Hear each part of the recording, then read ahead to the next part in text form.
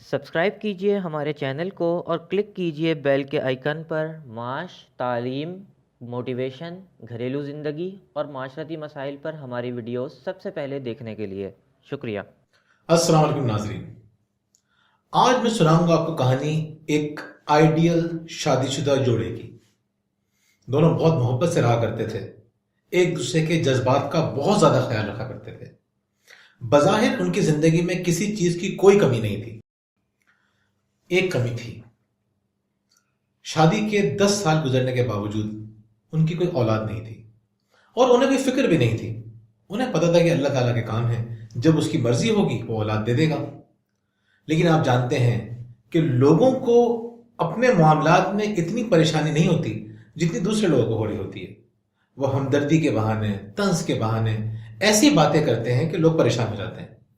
بعض اوقات لڑکیوں کی شادیاں نہیں ہو رہی ہوتی، اللہ کی مرضی ہوتی ہے اور ان لڑکیوں کو کوئی پریشانی بھی نہیں ہوتی، لیکن باہر سے آ کے لوگ ایسی باتیں کرتے ہیں، ایسے سوال کرتے ہیں، ایسے کریدتے ہیں کہ پریشانی ہونے لگ جاتی ہے۔ اسی طرح جن لوگوں کے ہاں بیٹوں کی پیدائش نہیں ہوتی، صرف بیٹیاں ہوتی ہیں، وہ اللہ کا شکر ادا کرتے ہیں کہ اللہ تعالیٰ نے ان کے گھر میں اپنی رحمت بھیجی ہے۔ لیکن لوگوں کو وہ رحمت پسند نہیں آتی۔ لوگ اس طرح سے آ کے کریدتے ہیں، اس طرح سے باتیں کرتے ہیں، اس طرح ترس کھاتے ہیں جیسے پتہ نہیں خدا نہ خواستہ کتنا بڑا ظلم ہو چکا ہے ان کے اوپر۔ تو ان دونوں میاں بیوی کے ساتھ بھی یہی معاملہ تھا۔ یہ ایک دوسرے کے ساتھ بہت خوش تھے، کسی چیز کی کوئی کمی نہیں تھی، لیکن لوگوں کے سوالات کبھی کبھی ان کو پریشان کر دیا کرتے تھے۔ شادی کے 10 سال کے بعد ان کے ہاں بیٹے کی پیدائش ہوتی ہے۔ دونوں بہت خوش ہوتے ہیں، بیٹے کو دیکھ دیکھ کر جیتے ہیں۔ اب بیٹا 2 سال کا ہو جاتا ہے، چلنا شروع کر دیتا ہے۔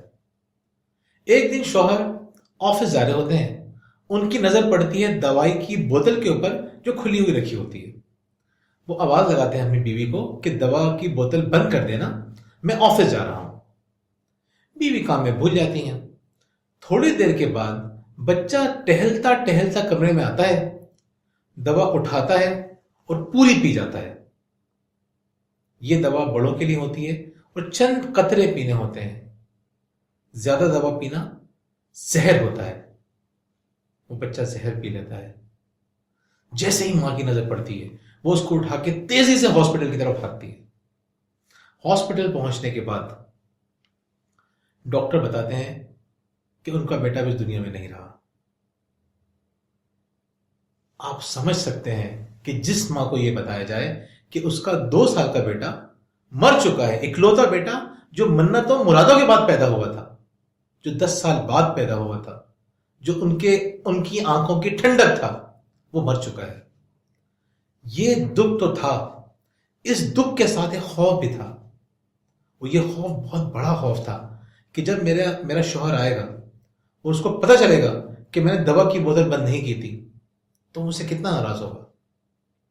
آپ اندازہ کر سکتے ہیں کہ بعض اوقات ہمارے رشتوں میں خوف اس طرح سے آ جاتا ہے کہ شریک حیات کی ناراضگی اولاد کی موت سے زیادہ اہم ہو جاتی ہے۔ خیر، وہ بہت پریشان، بہت اداس کھڑی ہوتی ہے کہ شوہر آتا ہے، اپنے بیٹے کو دیکھتا ہے، وہ مر چکا ہے، اپنی بیوی کے پاس آتا ہے اور صرف 3 جملے بولتا ہے۔ کہتا ہے کہ آئی لو یو ڈیئر، پریشان مت ہونا، میں تمہارے ساتھ ہوں۔ بیوی حیرت سے اپنے شوہر کو دیکھتی ہے۔ یہ 3 جملے اس کے شوہر کو دیوتا بنا دیتے ہیں۔ وہ سوچتی ہے کہ میرا شوہر کتنا عظیم انسان ہے۔ اولاد کا دکھ اپنی جگہ، لیکن یہ 3 جملے اس کے زخموں پر مرہم رکھ دیتے ہیں۔ وہ سوچتی ہے کہ میرا شوہر بہت عظیم انسان ہے، اور شوہر وہ سمجھدار انسان تھا۔ شوہر سوچتا ہے کہ اب بچہ مر چکا ہے، بچہ دنیا میں نہیں ہے، کیا فائدہ رونے پیٹنے کا، کیا فائدہ شکوہ شکایت کرنے کا، کیا فائدہ الزام تراشیاں کرنے کا۔ بیٹا میرا ہی تھوڑی تھا، بیٹا تو اس کا بھی تھا۔ جتنا دکھ مجھے ہو رہا ہے وہ ایک ماں ہے، یقیناً اس کو مجھ سے زیادہ دکھ ہو رہا ہوگا۔ وہ سمجھتا تھا کہ رونے پیٹنے سے چیزوں کو واپس نہیں لایا جا سکتا، اس لیے ماضی کو بھول کے ہمیں مستقبل کے بارے میں دیکھنا چاہیے۔ مصیبتوں کے اندر ایک دوسرے کا ساتھ دینا چاہیے، غموں کو بانٹنا چاہیے، بڑھانا نہیں چاہیے۔ جب طوفان آتے ہیں تو ہاتھ تھامنے کی ضرورت ہوتی ہے، ہاتھ چھوڑنے کی نہیں۔ یہ سب باتیں وہ جانتا تھا. اس کہانی کے اندر بہت سارے میسیجز چھپے ہوئے ہیں, بہت ساری کام کی باتیں چھپی ہوئی ہیں, لیکن اہم ترین بات یہی ہے کہ ماضی ماضی ہوتا ہے. جو لوگ ماضی کو کریدتے ہیں, جو لوگ اس نقصان پہ روتے ہیں جس کا ازالہ نہیں ہو سکتا, وہ ہمیشہ پریشان رہتے ہیں. دیکھیں, بڑی خوبصورت دعا ہے, بہت حسین دعا ہے کہ اے اللہ مجھے طاقت عطا فرما کہ میں جن چیزوں کو بدل سکتا ہوں انہیں بدل دوں. اے اللہ مجھے صبر عطا فرما کہ جن چیزوں کو نہیں بدل سکتا ان پر صبر کروں. اے اللہ مجھے حکمت عطا فرما کہ میں ان دونوں کے درمیان تمیز کر سکوں کہ کیا چیز بدلنے کی مجھ میں طاقت ہے اور کن چیزوں پہ مجھے صبر کرنا چاہیے. ہمارے ساتھ مسئلہ کیا ہے؟ حکمت نہیں ہے. ہم ان چیزوں کو بدلنے کی کوشش کرتے ہیں جو نہیں بدلی جا سکتی. ہم ماضی کو نہیں بدل سکتے, اسے بدلنے کی کوشش کرتے ہیں. معمولی سے جھگڑے پر 5-5, 10-10, 20-20 سال پرانی باتیں نکال کے نکل آ جاتے ہیں.